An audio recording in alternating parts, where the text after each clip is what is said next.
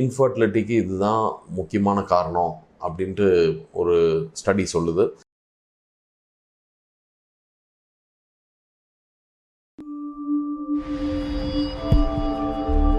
வணக்கம் மக்களே, நல்லா இருக்கீங்களா?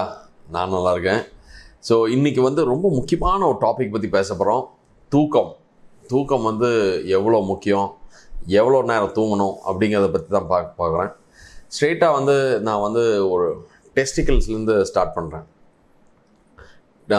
இந்த தூக்கம் கம்மியாக இருக்கிறவங்களுக்கு ரொம்ப பெரிய ப்ராப்ளம் ஏற்படுறது அவங்களோட டெஸ்டிகல்ஸ், அந்த விந்து வெளியே வருது இல்லையா, அந்த உற்பத்தி செய்கிற டெஸ்டிகல்ஸ்லேருந்து ஒரு ஸ்டடி ஒன்று பண்ணியிருக்காங்க.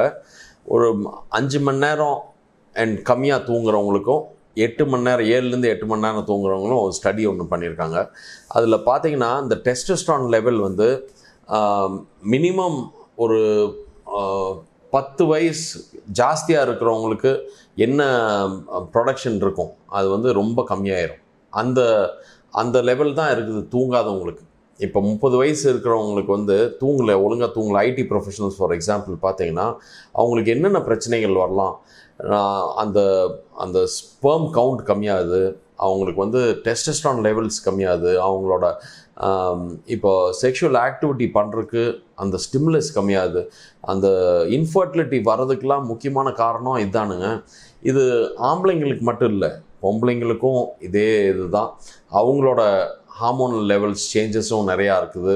இந்த பிசிஓடின்னு சொல்லுவாங்க, ஓவரியில் ஒரு சிஸ்ட் ஃபார்ம் ஆகுது, அந்த நீர்க்கட்டி ஃபார்ம் ஆகுது, இதெல்லாம் ரொம்ப ஜாஸ்தியாகுது.